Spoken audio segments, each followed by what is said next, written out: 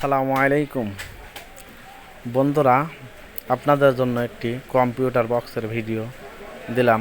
দেখেন, আমার এক টেকনিশিয়ান ভাইয়ের কাছে নিয়ে গেছে।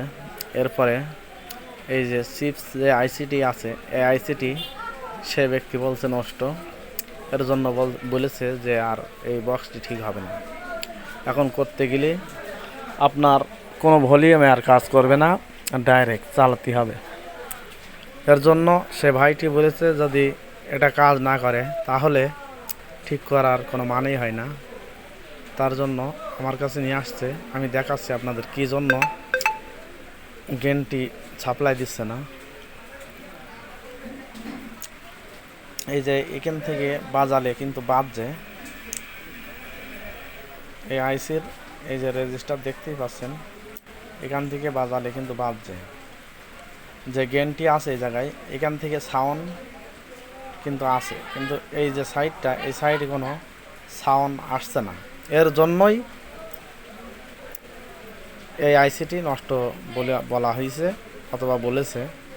কিন্তু এই ভিডিওতে দেখাবো আমি আপনাদের কোন কারণে আইসিটা ওপেন হচ্ছে না, চালু হচ্ছে না অ্যাকুরেটভাবে। এই আইসিটাই কিন্তু মেলা ভাগ আছে, যেমন ডিসপ্লে লাইনটাও এখান থেকে যায়।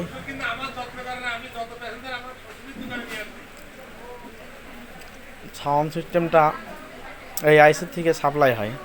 এই যে আর একটা আইসি আছে ছোট, এই যে দেখতেই পাচ্ছেন। এই যে দেখেন, আমি দেখাচ্ছি যে আমি একটি তার মেরেছি। এই যে তারটি দেখতেই পাচ্ছেন। এই যে পেরিন আমি ঘষে দেখেছি, এই জায়গায় ভোল্টেজ 12 ভোল্ট আছে, কিন্তু এই সাইডে নাই। যার জন্য আমি এই তারটি টেনে দিয়েছি জাম্পারিং করে।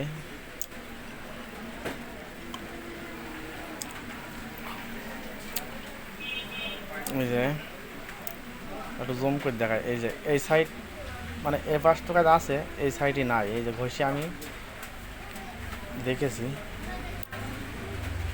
এখানে যখন ভোল্টেজ নাই তখন তো সাউন্ডের কোনো সিস্টেমই থাকার কথা না, কিন্তু এই জিনিসটাই কেউ বের করতে পারে না অথবা অনেক সময় পায় না।